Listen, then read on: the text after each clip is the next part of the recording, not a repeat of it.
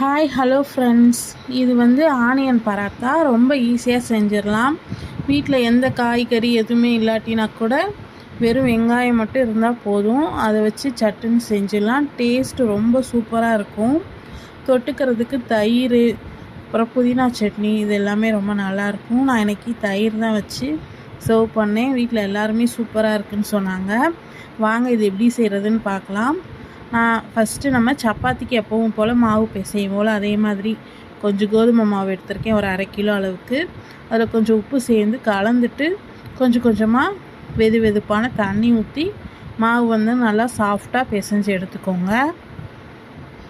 மாவு பிசையும் போது ஒரு டேபிள் ஸ்பூன் அளவுக்கு எண்ணெய் ஊற்றி பிசைஞ்சால் மாவு நல்லா சாஃப்டாக வரும். அதுக்காக தான் சேர்த்துட்டு நல்லா இந்த அளவுக்கு கெட்டியாக பிசைஞ்சுக்கோங்க. இப்போ இது ஒரு சைடு வந்து ஊறிட்டு இருக்கட்டும். இப்போ நம்ம இதுக்கு வந்து ஒரு மசாலா ரெடி பண்ண போகிறோம் உள்ளே ஸ்டஃப் பண்ணுறதுக்காக. அதுக்கு நான் ஒரு 3 பெரிய வெங்காயம் பொடியாக கட் பண்ணி வச்சுருக்கேன். அப்புறம் 2 பச்சை மிளகா, ஒரு கைப்பிடி கொத்தமல்லி எல்லாத்தையும் கட் பண்ணி சேர்த்துட்டு 1 டீஸ்பூன் மிளகாத்தூள், ஒரு 1/2 டீஸ்பூன் சீரகத்தூள், 1/2 டீஸ்பூன் கரம் மசாலா, தேவையான அளவு உப்பு வந்து ஒரு 1/2 டீஸ்பூன் சேர்த்துக்கோங்க, கரெக்டாக இருக்கும். எல்லாத்தையும் சேர்த்துட்டு இந்த மாதிரி நல்லா கலந்து விடலாம்.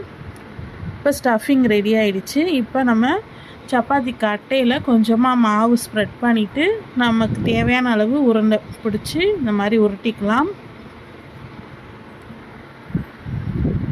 உருட்டிட்டு நல்லா இந்த மாதிரி விரிச்சுக்கோங்க. சப்பாத்தியை கொஞ்சம் தின்னாகவே விரிச்சுக்கோங்க.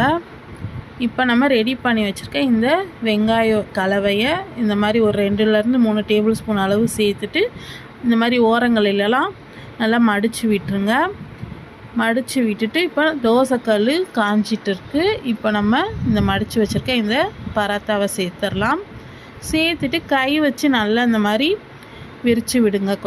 இன்னும் கொஞ்சம் நல்லா எக்ஸ்பெண்ட் ஆகி விரிஞ்சு வரும், தின்னாக கிடைக்கும் நமக்கு. அதுக்காக இது மேலே ஒரு டீஸ்பூன் அளவுக்கு நெய் ஊற்றிட்டு 2 பக்கமும் பொறுமையாக மீடியம் ஃப்ளேமில் வச்சுட்டு குக் பண்ணி எடுங்க.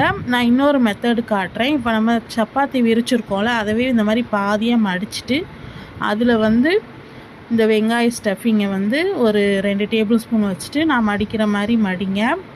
இது வந்து நமக்கு வந்து பரோட்டா ஷேப்பில் கிடைக்கும். அதுக்காக இப்போ இதை வந்து அப்படியே சுருட்டிட்டு வந்துடலாம். இது ரொம்ப ஈஸியாக தான் இருக்கும் செய்கிறது, ஆனால் டேஸ்ட் ரொம்ப சூப்பராக இருக்கும்.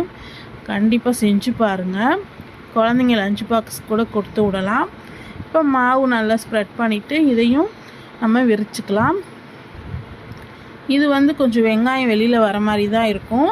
நம்ம மேலே கொஞ்சம் லைட்டாக மாவு போட்டு இந்த மாதிரி திரட்டிக்கோங்க. ரொம்ப அழுத்தி தேய்க்காதீங்க, நல்லா பொறுமையாக இந்த மாதிரி தேய்ங்க. இப்போ இந்த பரோட்டா வந்து ரெடி ஆகிடுச்சு. நம்ம இதே மாதிரி அதையும் சுட்டு எடுத்துட்டா ஒரு சூப்பரான ஆனியன் பரோட்டா ரெடி ஆகிடும். கண்டிப்பாக ட்ரை பண்ணிவிட்டு எப்படி இருந்ததுன்னு சொல்லுங்கள். நான் போடுற ரெசிபீஸ்லாம் உங்களுக்கு பிடிச்சிருந்தா நம்ம சேனலில் லைக் பண்ணி சப்ஸ்கிரைப் பண்ணிக்கோங்க. கூடவே பெல் ஐக்கானை கிளிக் பண்ணுங்கள். அப்போ தான் நான் போடுற வீடியோ உங்களுக்கு உடனே நோட்டிஃபிகேஷனில் வரும். தேங்க்யூ.